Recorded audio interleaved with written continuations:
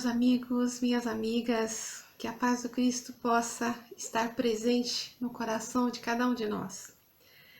Meu nome é Valdete Niero, sou do NEP Gesiel de Vinhedo e a gente está aqui hoje para comentar mais um capítulo do Livro da Esperança.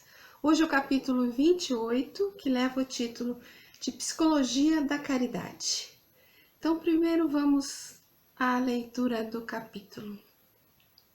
Como sempre, Emmanuel pinça dois trechinhos. O primeiro é um versículo que está em Mateus, no capítulo 7, versículo 12, e diz assim: Fazei aos homens tudo o que queirais que eles vos façam, pois é nisso que consiste a lei e os profetas.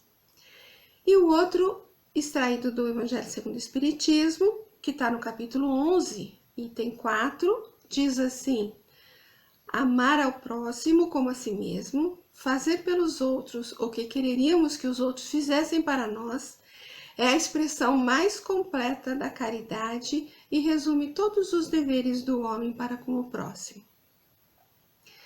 Então, Emmanuel comenta o seguinte: provavelmente não existe em nenhum tópico da literatura mundial figura mais expressiva que a do samaritano generoso, apresentada por Jesus para definir a psicologia da caridade. Esbarrando com a vítima de malfeitores anônimos, semi-morta na estrada, passaram dois religiosos, pessoas das mais indicadas para o trato da beneficência, mas seguiram de largo, receando complicações. Entretanto, o samaritano que viajava vê o infeliz e sente-se tocado de compaixão. Não sabe quem é, ignora-lhe a procedência, não se restringe, porém, à emotividade. Para e atende. Balsamiza-lhe as feridas que sangram, coloca-o sobre o cavalo e o conduz a uma hospedaria sem os cálculos que o comodismo costuma traçar em nome da prudência. Não se limita, no entanto, a despejar o necessitado em porta alheia, entra com ele na vivenda e dispensa-lhe cuidados especiais. No dia imediato, ao partir, não se mostra indiferente, paga-lhe as contas, abona-o qual se lhe fora um familiar, e compromete-se a resgatar-lhe os compromissos posteriores, sem exigir-lhe o menor sinal de identidade e sem fixar-lhe tributos de gratidão. Ao despedir-se, não prende o beneficiado em nenhuma recomendação e no abrigo de que se afasta não estadeia demagogia de palavras ou atitudes para atrair influência pessoal. Que lindo! Então, olha que maravilhoso, Emmanuel, para comentar esse versículo, fazei aos homens tudo o que queirais que eles vos façam, pois é nisso que consiste a lei e os profetas. Ele usa a parábola do bom samaritano, que além de ser uma parábola belíssima, ela não podia ser mais propícia. Claro, foi Emmanuel que escolheu, não é? Além de ser uma parábola maravilhosa, ela fica ainda mais interessante e mais significativa, quando você observa o contexto que ela foi contada. Porque tudo que Jesus falava tinha significado, Tudo foi falado na hora certa, no local certo e na pessoa certa, para a pessoa certa, E nessa pessoa certa inclua-se toda a humanidade. Então vejamos o contexto da parábola. Estávamos próximos à Páscoa e Jesus diz aos apóstolos que precisava ir para Jerusalém. Até aí tudo certo, Porque naquela tradição, o hebreu deveria peregrinar a Jerusalém pelo menos 3 vezes ao ano, por ocasião das grandes festas sacras. Até aí nada de anormal. Mas aí Jesus disse que precisava passar pela Samaria. Aí já fica esquisito, porque o caminho era mais difícil, mais longo, mais feio até, mais árido, além de ser o mais perigoso, porque os samaritanos eram inimigos mortais dos judeus. Então, era mais longo e exigia um pouso no meio do caminho, que seria na Samaria. Então, João e Tiago vão à frente para tentar encontrar, né, hospedagem, comida para todos e não conseguem. Mas apesar de não ter conseguido abrigo na Samaria, Jesus não desiste e vai em frente, né, mesmo diante das dificuldades. Chegando lá em Jerusalém, lógico, né, cansado, com fome, não dormiu, não comeu, com fome, com sede. Aí um doutor da lei chega para ele com a intenção de testá-lo.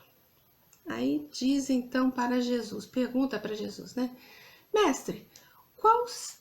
Mestre, que preciso fazer para herdar a vida eterna? Essa pergunta é o mesmo que se ele tivesse falado assim, qual é o maior mandamento da lei? E na sua prática, lógico, didática de mestre maior, né? Jesus responde com duas perguntas.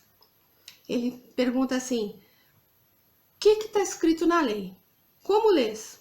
E olha que coisa interessante, né? Porque com essa didática, ele não só responde a pergunta com outras duas perguntas, né? Mas faz o doutor da lei refletir sobre outro assunto. Porque o que está escrito na lei é uma coisa, como você entende já é outra bem diferente, né? Então, o doutor da lei, que pretendia testar Jesus, ele acaba sendo testado, né? Porque ele recebe uma pergunta e como doutor da lei, ele tinha que provar que ele era realmente um grande conhecedor da lei, né? E ele responde direitinho.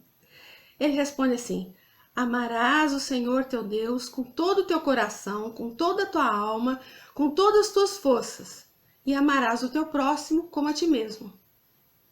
Beleza, né? Então Jesus responde para ele, respondeste de forma justa, faze isso e viverás. Então, é aqui que está o problema, doutor da lei, né? Porque falar é fácil, conhecer a lei é fácil, saber o que fazer é uma coisa, fazer é outra bem diferente. Então vamos observar. O primeiro mandamento, a primeira parte, né, dessa resposta aí do doutor da lei, amarás o teu Deus, o Senhor teu Deus, com todo o teu coração, toda a tua alma, com todas as forças, era aprendido por todo hebreu desde a infância. Eles recitavam isso várias vezes por dia, né? Agora, o segundo, e amarás o teu próximo como a ti mesmo, aí é que estava a questão. Mas vamos analisar um pouco a primeira parte, o primeiro mandamento, né? Tem três coisinhas, né? Amar teu Deus de todo o teu coração, toda a tua alma e todas as suas forças. Vamos pensar primeiro no amar teu Deus de todo o coração. O que era isso para eles, né? O coração para eles era a sede do raciocínio, da inteligência e do sentimento. Mas o coração do ser humano, ele é sempre dividido, né? Tem boas intenções, más intenções, bons sentimentos, maus sentimentos. Tem uma parte que é bonitinha, tem outra parte que não é tão bonitinha, né? O coração da gente é dividido, né? Tem de tudo. Temos luz e sombra, todos nós. Então, amar a Deus de todo o teu coração significa que é preciso dar uma unidade para o seu coração. Todo o teu coração tem que amar a Deus, né? Então, para amar a Deus, você tem que utilizar toda a tua inteligência, toda a sua sabedoria, todo o seu sentimento. E precisa, então, controlar as suas paixões, aquelas más intenções. Porque se você não controlar essa parte, essas paixões, essas más intenções, seu coração está dividido e você não consegue, então, amar a Deus de todo o teu coração. Depois a segunda parte, amar a Deus de toda a alma. Então, o que era alma para eles? Eles não conseguiam dividir corpo e espírito, como a gente já entende, né? Para eles, corpo e espírito era uma coisa só, era alma. Então, amar a Deus de toda a tua alma era assim, o corpo, você tem que agir, você tem que fazer alguma coisa. Você tem que demonstrar isso com o teu corpo, né? Com a tua alma para eles. É por isso que existiam tantas peregrinações, tantos holocaustos, né? Tantas oferendas, né? Isso porque tinha que demonstrar para Deus que eu amava a Deus, não é isso? E isso era amar a Deus de toda a tua alma. E depois amar a Deus de todas as suas forças, forças era entendido como recursos. Então você tinha que, era necessário que você colocasse todos os seus recursos, todos os teus bens a serviço de Deus, né? A serviço do bem. Jamais utilizar os seus bens, os seus recursos para fazer o mal. Os seus bens tinham que estar sempre a serviço de Deus. Mas o segundo mandamento, quando se fala de amar o próximo como a si mesmo, aí na época tinha uma questão, porque existiam duas correntes. Uma, que era a maioria, considerava que o próximo era o judeu. Então, se eu encontrasse um um romano caído no meio da estrada, eu não tinha que ajudar, porque não era um judeu, não é isso? Então, era apenas o judeu. Mas existia uma outra corrente que dizia, não é só o judeu, é toda a humanidade, são todos. Mas isso era uma maioria. Então, quando Jesus fala para ele, faz isso e você será considerado um justo, ou seja, você viverá, né, como ele disse, o doutor da lei tenta então justificar, né, porque é aquela história, quando a gente não sabe o que tem que fazer, mas não quer fazer aquilo, então você tenta justificar por que você não está fazendo aquilo, né? Então, ele tentando se justificar, talvez, né? Ele pergunta para Jesus, ele devolve, mas quem é meu próximo? Então, conforme a resposta de Jesus, iria ali em se instalar uma certa discussão. E aí, Jesus, como não era bobo nem nada, não é? Em vez de responder a pergunta, mais uma vez, em vez de responder, ele então conta uma história. E conta a parábola do bom samaritano. Uma história onde o mocinho bom, o personagem principal, que era bonzinho, era um samaritano. Então ele conta, né? Um homem descendo de Jerusalém para Jericó.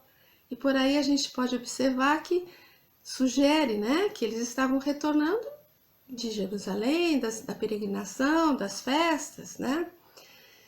Sem identificação de quem era esse homem. Não se sabe quem ele era, né?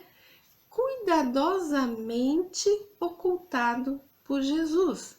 É a única personagem da parábola que não é identificada. Talvez ele pudesse ter sido identificado pelo traje, pelo sotaque, mas ele foi agredido, está desfigurado, está nu, então não tem como identificar, a gente não sabe.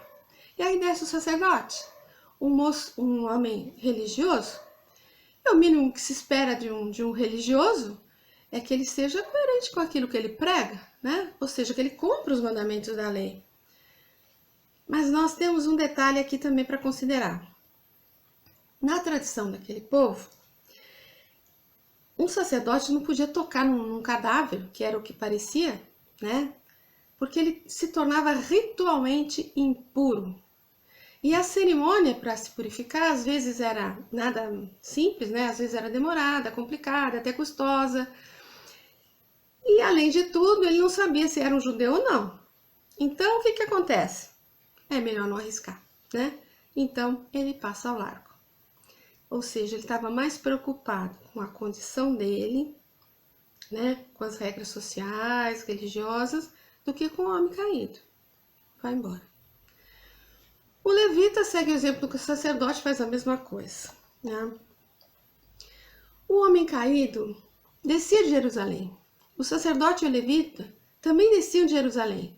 Entende-se, como nós dissemos, né, que estava vindo da celebração das festas. Mas quando ele se refere ao samaritano, ele diz, passou por ali, ele viajava. Não se sabe para onde ia, de onde vinha, não se sabe nada. Só se sabe que, olhando para o homem caído, ele foi movido de íntima compaixão. Movido de íntima compaixão. Ele não hesitou, ele não se dividiu, ele foi em auxílio, né, do caído, ou seja, é amar a Deus de todo o coração. O coração dele não estava dividido, ele não teve dúvida, ele foi. E se lembra, amar a Deus de toda a tua alma é a ação, é o agir. Ele foi, ele agiu, ele socorreu o homem. Amar a Deus de todas as suas forças. Veja, ele utilizou os seus bens, porque ele colocou o vinho, o azeite nas feridas, usou o seu animal para carregar o homem caído, até usou seu dinheiro para pagar a hospedagem, né? E ainda falou que se ficasse mais caro na volta, ele pagava tudo, não é isso? Assim ele cumpriu integralmente o primeiro mandamento: amar a Deus de todo o teu coração, de toda a tua alma e de todas as suas forças. O doutor da lei, nessa altura, ele já devia estar arrasado, mas ele ia ficar um pouquinho mais. Porque ele tinha perguntado para Jesus, né? Mas quem é meu próximo? E aí Jesus, depois de contar essa história, devolve a pergunta para ele, dizendo assim: qual desses três parece ter se tornado o próximo do que caiu nas mãos dos assaltantes? Ele fala ter se tornado próximo. Então a gente começa a refletir que próximo não é um status que a gente nasce com ele, como uma nacionalidade, né? Mas é uma coisa que a gente se torna, para o nosso semelhante, porque Jesus disse ter se tornado o próximo. E o doutor da lei respondeu o quê? Na verdade, ele nem pronunciou o nome, né? Ele falou assim: aquele que praticou misericórdia com ele. Ele entendeu a lição. Quem se torna o próximo, então, é aquele que exerce a misericórdia. Então Jesus diz: vai e faze tu o mesmo. É fácil colocar o pensamento na dor alheia, mas colocar o coração agindo já é mais difícil, Então o doutor da lei entendeu que amar o próximo como a si mesmo vai muito além dos holocaustos, das oferendas que eram feitas dentro do templo. Vai muito além de recitar versos da lei, vai muito além de peregrinações e cerimônias sacras, vai muito além de frequentar qualquer casa religiosa, seguindo os cerimoniais específicos de cada religião, né? Vai muito além também de assistir todas as lives espíritas 24 horas por dia. Como comentamos anteriormente, quando Jesus diz que o samaritano colocou vinho e azeite nas feridas do irmão caído, ele se refere aos costumes da época, que eles usavam isso para fazer as oferendas no altar dos templos. Então é o mesmo que ele tivesse dito assim: meu filho, o verdadeiro altar onde eu espero que você coloque o vinho do amor e o azeite da compaixão não é o altar de pedra, mas o altar do teu irmão, especialmente se esse irmão tiver caído. Não é dentro do templo que eu espero que você seja misericordioso, é no trato com teu irmão, essencialmente se apresentar dificuldades, sejam elas físicas ou morais. Então essa parábola é sim a melhor passagem para exemplificar o versículo: fazei aos homens tudo o que queirais que eles vos façam, pois é nisso que consiste a lei e os profetas. Porque com certeza, se o sacerdote, o levita, ou cada um de nós estivesse caído ali no lugar daquele homem caído, a gente ia ficar muito feliz se o samaritano parasse para atender a gente, não é isso? Então aí tem um texto de Emmanuel que a gente vai recorrer agora, que está lá no Palavras de Vida Eterna, é só um trechinho, no capítulo 66, intitulado O Primeiro Passo. Ele diz assim: não podemos reclamar a ajuda dos outros, antes é justo prestar auxílio. Não será lícito exigir a desculpa de alguém, antes é imperioso saibamos desculpar. Convidados a compreender, muitos dizem não posso, e instados a auxiliar, respondem muitos ainda não. Esquecem-se, porém, de que amanhã serão talvez os necessitados e os réus, carentes de perdão e socorro. Olha que lindo, né? Porque então a gente não pode querer pensar em receber um auxílio né? Seja qual for a nossa necessidade física, moral, seja lá qual for, né? Se a gente não se dispõe antes para ajudar também, né? A gente lembra aqui da lei de causa e efeito, a gente lembra da sementeira e da colheita, não é isso? E Emmanuel continua mais um trechinho assim, ó. Se um exemplo pode ser invocado como bússola, recordemos Jesus. O mestre dos mestres faz o bem despreocupado de considerações, alivia sem paga, acende a esperança sem que os homens lhe a peçam e perdoa espontaneamente aos que injuriam e apedrejam sem guardar-lhes retratação. Então, para finalizar, lembramos mais uma vez o versículo. Faze aos homens tudo o que queirais que eles vos façam, pois é nisso que consiste a lei e os profetas. A regrinha, na verdade, é básica, né? Sempre nos colocar no lugar do outro. Procurar perceber seus sentimentos, suas dores, suas dúvidas, suas tristezas, suas incertezas, suas ilusões, suas perdas. E se perguntar, o que eu gostaria que fosse feito para mim se eu tivesse nessa situação? Depois de responder essa pergunta com a mais profunda honestidade, você já sabe o que fazer. Lembramos que nesses casos nós temos uma amiga e conselheira infalível, a consciência. Então que a gente possa trabalhar com coragem, honestidade e humildade aqueles lembretes que a nossa consciência nos dá. Então nós vamos encerrar agora com mais uma frase de Emmanuel, daquele mesmo trecho. Querer o bem é impulso de todos, mas na prática do Estatuto Sublime é forçoso sejamos nós quem se adiante a fazê-lo. Muita luz e muita paz a todos.